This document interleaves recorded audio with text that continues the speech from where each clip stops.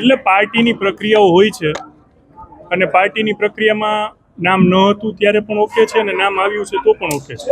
જે મારી simple corporator તરીકેની ફરજ બજાવવાની છે જ બજાવીશ અને જે કંઈ મારી જવાબદારી છે એ પૂર્ણ નિભાવવાની પ્રયત્ન કરીશ. એ વ્યક્તિ શૈલેષભાઈ જાની, શૈલેષભાઈ આવો. શૈલેષભાઈ અને મારે વર્ષોથી પારિવારિક સંબંધ છે. પ્રેક્ટિકલી શૈલેષભાઈનું નામ હતું તો પણ હું રાજી હતો અને મારું નામ છે તો એમાં શૈલેષભાઈ પણ રાજી છે. આપ જેવો વિચારો છો એવો કોઈ વિષય કે પ્રશ્ન છે નહીં. બસ ભારતીય જનતા પાર્ટીનો સમગ્ર દેશમાં અને ગુજરાતમાં અને આ જે કાંઈ ઇલેક્શન નગરપાલિકાઓના મહાનગરપાલિકાઓના જાહેર થયા છે એમાં અમે જ્વલંત વિજયી પામશું. હું ને શૈલેષભાઈ સાથે છીએ એટલે જૂથવાદનો જવાબ અમારા બંનેની સહ ઉપસ્થિતિમાં મળી જશે અને ચૂંટણી પ્રક્રિયામાં સ્વાભાવિક છે, નિર્ણય તો ઉપર નીચે થતા હોય છે. ખૂબ સરસ વ્યવસ્થા છે.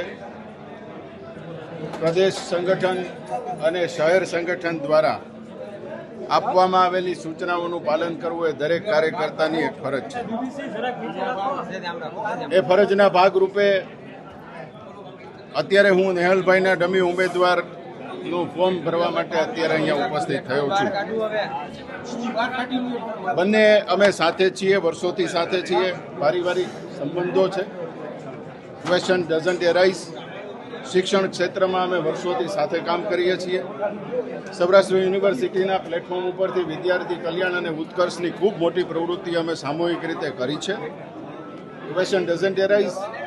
પરંતુ ક્યાંક ને ક્યાંક પ્રદેશ સંગઠન અને શહેર સંગઠનની સૂચનાનું પાલન એક સંનિષ્ઠ કાર્યકર્તા તરીકે કરવાની એક ફરજ હોય છે. પાર્ટીની એક આચારસંહિતા હોય છે. એ આચારસંહિતાના પાલનની એક પ્રક્રિયા મારા દ્વારા પૂર્ણ કરવામાં આવી છે. જો નારાજગી બિલકુલ નથી.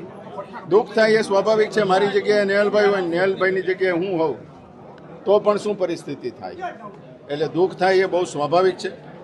પરંતુ નારાજગી બિલકુલ એક પણ પ્રક્રિયામાં, એક પણ નિર્ણયમાં પાર્ટીના કાર્યકર્તા તરીકે ખૂબ સરસ રીતે ભૂતકાળમાં પણ કામ કર્યું છે. હોદ્દો મળ્યો હોય કે હોદ્દો ન મળ્યો હોય, ભારતીય જનતા પાર્ટીના સંદર્ભમાં, કમળના સંદર્ભમાં જ્યારે જ્યારે કામ કરવાનું આવ્યું છે ત્યારે પૂરી નિષ્ઠા અને વફાદારીથી કામ કર્યું છે. એબ્સોલ્યુટલી નેહલભાઈની સાથે હતો છું અને રહીશ. ભારતીય જનતા પાર્ટીની આ જ મહત્વતા છે કે અમારા કાર્યકર્તાઓ એકદમ શિસ્તબદ્ધ વાતાવરણમાં ઘડાયેલા કાર્યકર્તાઓ હોય છે અને પાર્ટીની જે કાંઈ સૂચના હોય એ અમારે માટે શિરોમાન્ય હોય છે અને એ સૂચનાને અનુસરીને શૈલેષભાઈ જાની પોતાનું ડમી ફોર્મ ભરવા આવ્યા છે. નેહલભાઈએ ફોર્મ ભરી દીધું છે અને આ રીતે બંને અમારા કાર્યકર્તા મિત્રોએ બંને ખૂબ સિનિયર કાર્યકર્તા છે. શૈલેષભાઈ જાની પણ અમારા ખૂબ સિનિયર કાર્યકર્તા છે અને એમણે પાર્ટીની જે સૂચના આવી છે એની અત્યંત ખેલદિલીપૂર્વક માન રાખી અને આ પ્રક્રિયા પૂર્ણ કરી છે. હું બંને કાર્યકર્તા મિત્રોનો આભાર માનું છું. કારણ નથી સામે આવ્યું, પણ કારણ આમાં કંઈ શું હોતું નથી. હું એવું માનું છું કે અમારી પ્રદેશની એક પ્રક્રિયાનો એક ભાગ હોય છે કે કાર્યકર્તાઓ અમુક કાર્યકર્તાને અમુક જગ્યાએ રાખવા જરૂરી લાગ્યા હોય તો આવી રીતનો નિર્ણય લેવાતો હોય છે. બીજું અન્ય કોઈ કારણ મને લાગતું નથી. હાલ કોઈ જ ફેરફારની મને કોઈ જ સૂચના નથી અને અત્યારે અમે મેન્ડેટ પણ બધાના પહોંચાડી દીધા. નીતિનભાઈ રામાણી પણ અમારા એકદમ સિનિયર અને સંનિષ્ઠ કાર્યકર્તા છે.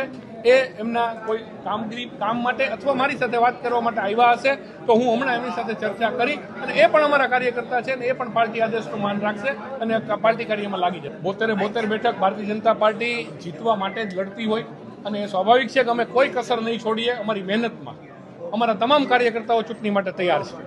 સાંજ સમાચાર ફેસબુક પેજને લાઇક કરો, વિડીયો શેર કરો અને વધુ વિગતવાર સમાચાર માટે sanssamachar.net વિઝિટ કરો.